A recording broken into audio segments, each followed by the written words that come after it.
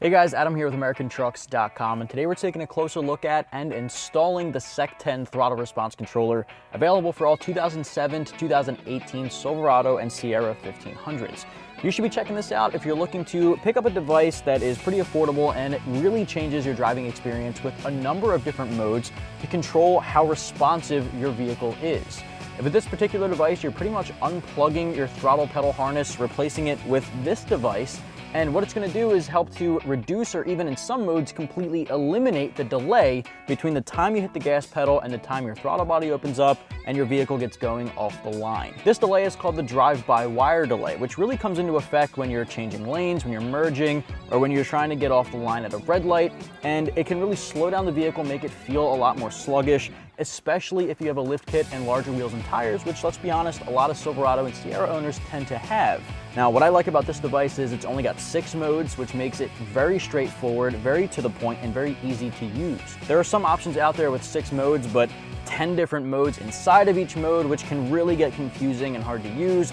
Takes a lot of attention away from driving. This is something you can easily do and easily switch on the road at any point.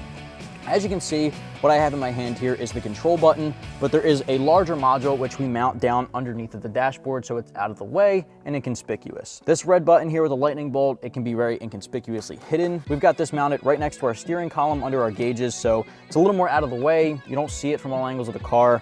And what I like about it is how easy it is to use, right? So we've got our vehicle on the ignition cycle, so what we're gonna do is just flip through the modes. With no light around this ring, you're in stock mode.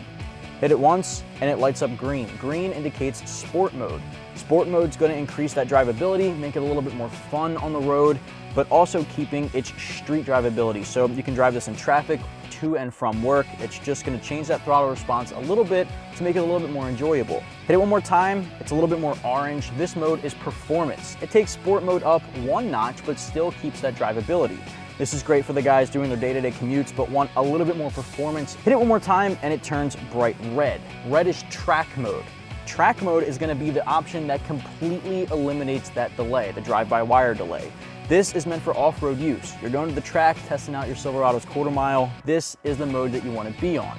Now, again, I'd really recommend using this with caution because it can be pretty surprising how much this will eliminate that delay. So if you're sitting in traffic and you got some cars up in front of you, I wouldn't throw it in track mode and mat that thing. It's gonna go flying. It can definitely make a huge difference. So keep that in mind. Moving forward, there's blue. Blue is indicating valet mode.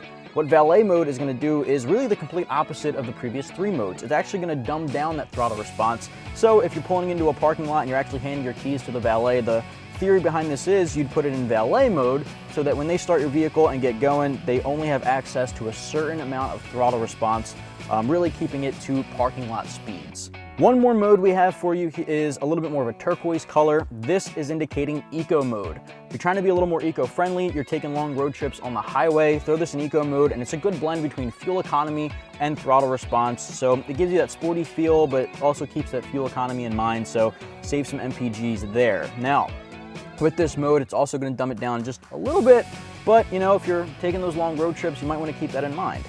One more click and it turns off right back to stock as if nothing ever changed. Now this device comes in right around 200 bucks. It is, I think, a little bit more affordable, but one thing I do want to point out here before we move forward is this is in no way, shape, or form adding any horsepower and torque numbers. It's not a power adder whatsoever. It's just eliminating the delay time between hitting the throttle and actually getting going off the line. So just keep that in mind moving forward. With that said, install, really easy, 1 out of 3 wrenches on our difficulty meter. There's no drilling, there's no cutting, no splicing. It plugs right in with a really easy plug and play install.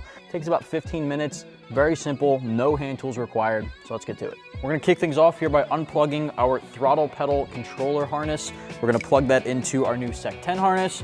The other end's gonna plug into the factory location, and then it's really gonna be it for the install. So let's get under the dash. Step number 1 here, we're gonna find our driver's gas pedal. Not too hard to do. Right up above that, there's the factory harness. Pull back on this locking tab.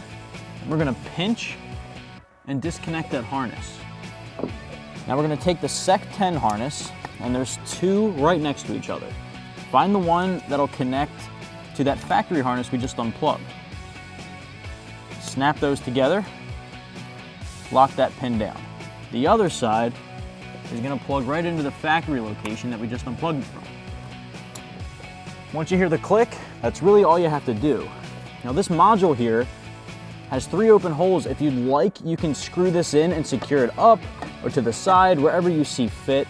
For me, I'm just gonna tuck it right back here on our driver's side, making sure that the wires are away from the pedal. You don't want your foot to get caught up on it. What I'd recommend doing is grabbing maybe 3M tape, putting on the back of that module and securing it. Zip ties also do the trick. Just tuck it out of the way and make sure the wires are not going to interfere with the pedal. Now we can take this button and run it right up to our dash. Now the next step here is pretty optional. You can choose to mount the button for your SEC10 Throttle Response Controller wherever you please.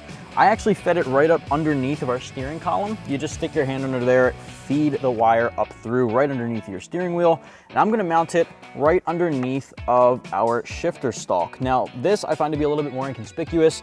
If you want it to be out further, you can of course mount it here, swap it over to the other side. It's really up to you. Once you figure out where you wanna mount this thing, you're just gonna peel off the 3M tape backing. Make sure the area that you're sticking it to is completely clean. Alcohol wipes will definitely do the trick, and we're just gonna stick it right in place.